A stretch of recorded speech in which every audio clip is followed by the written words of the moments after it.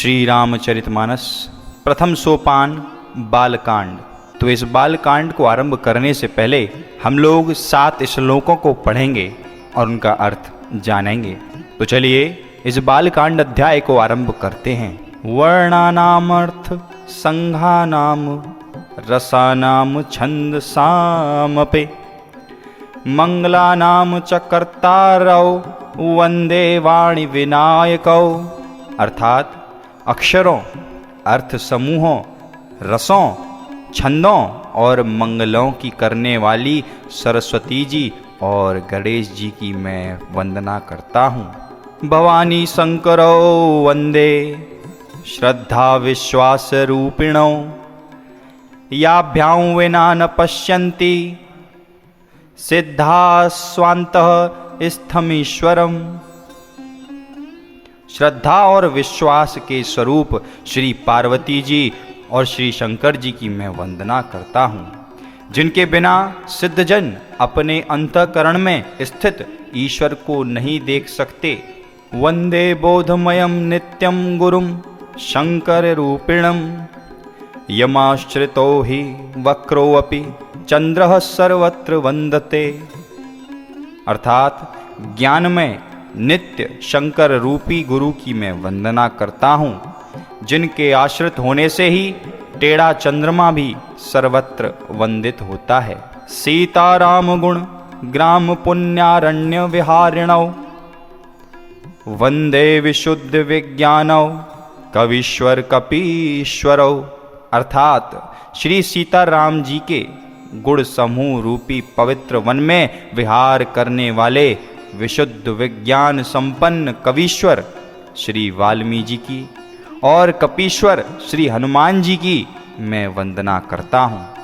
उद्धव स्थिति संहार कारणीम क्लेश हारणीम सर्वश्रेयस्करीम सीताम नतो अहम राम वल्लभाम। अर्थात उत्पत्ति, स्थिति यानी कि पालन और संहार करने वाली, क्लेशों को हरने वाली तथा संपूर्ण कल्याण को करने वाली श्री रामचंद्र जी की प्रियतमा श्री सीता जी को मैं नमस्कार करता हूँ।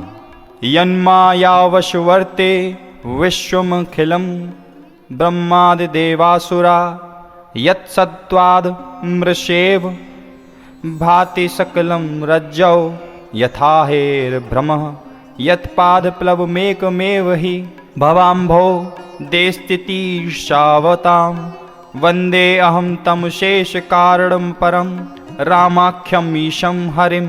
अर्थात जिनकी माया के वशीभूत संपूर्ण विश्व ब्रह्मादि देवता और असुर हैं, जिनकी सत्ता से रस्सी में सर्प के भ्रम की भांति यह सारा दृश्य जगत सत्य ही प्रतीत होता है और जिनके केवल चरण ही भवसागर से तरने की इच्छा वालों के लिए एकमात्र नौका हैं, उन समस्त कारणों से पर राम कहाने वाले भगवान हरि की मैं वंदना करता हूँ।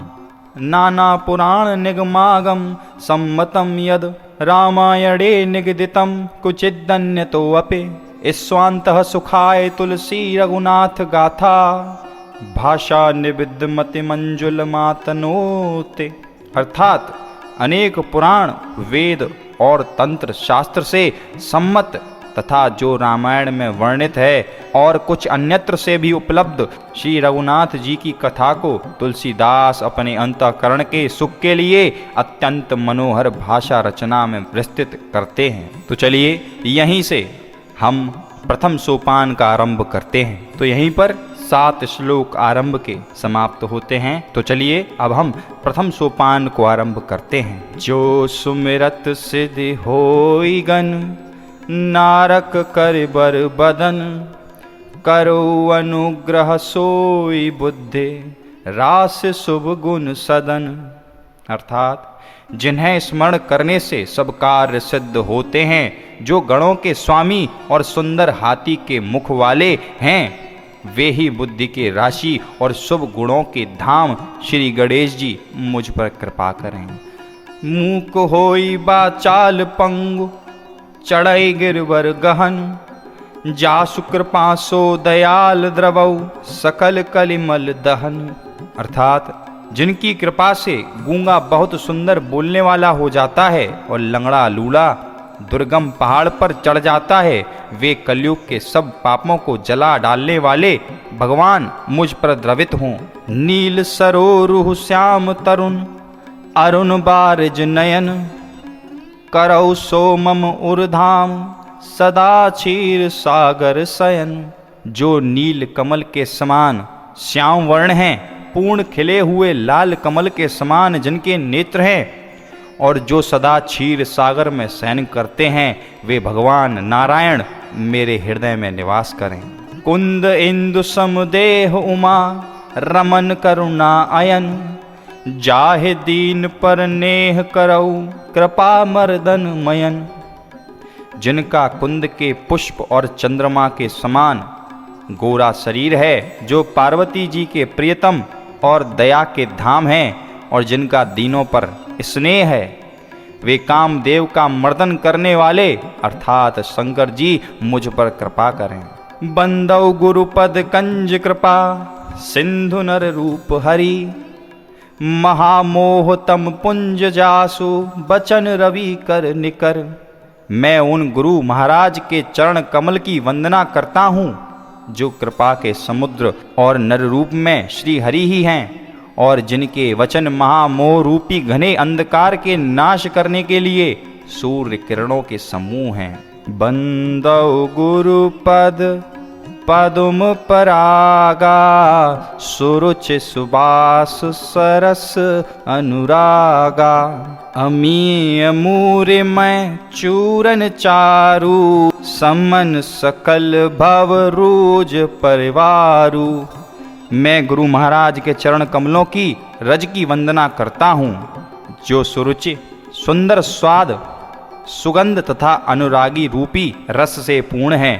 वह अमर मूल संजीवनी जड़ी का सुंदर चूर्ण है जो संपूर्ण भव रोगों के परिवार को नाश करने वाले हैं। सुकृत संभुतन विमल विभूति मंजुल मंगल मोद प्रसूति।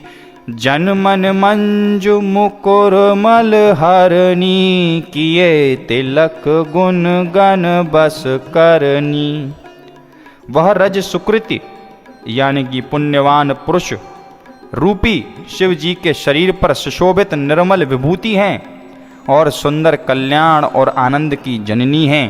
भक्त के मन रूपी सुंदर दर्पण के मैल को दूर करने वाले और तिलक करने से गुणों के समूह को वश में करने वाली है। श्री गुरुपद नख मनिगन ज्योति सुमिरत दिव्य दृष्टि ही होती। दलन मोह तम सो सप्रकाशु बड़े भाग और आवहि जासु। श्री गुरु महाराज के चरण नखों की ज्योति मणियों के प्रकाश के समान है, जिसके स्मरण करते ही हृदय में दिव्य दृष्टि उत्पन्न हो जाती है। वह प्रकाश अज्ञान रूपी अंधकार का नाश करने वाला है। वह जिसके हृदय में आ जाता है उसके बड़े भाग्य हैं। उधरहि विमल विलोचन ही के मिटहि दोष दुख भव रजनी के। सूजहि राम चरित मन मानिक गुपुत प्रगट जहाँ जो जेहि खानिक। उसके हृदय में आते ही हृदय के निर्मल नेत्र खुल जाते हैं और संसार रूपी रात्रि के दोष दुख मिट जाते हैं। एवं श्री रामचरित्र रूपी मणि और माणिक्य गुप्त और प्रकट जहाँ जो जिस खान में है सब दिखाई पड़ने लगते हैं। यथा सुअंजन अंज दृग साधक सिद्ध सुजान को तू देखत शैलवन भूतल भूरि निधान। जैसे सिद्धांजनों को नेत्रों में लगाकर साधक सिद्ध और सुजान पर्वतों वनों और पृथ्वी के अंदर कौतुक से ही बहुत सी खाने देखते हैं,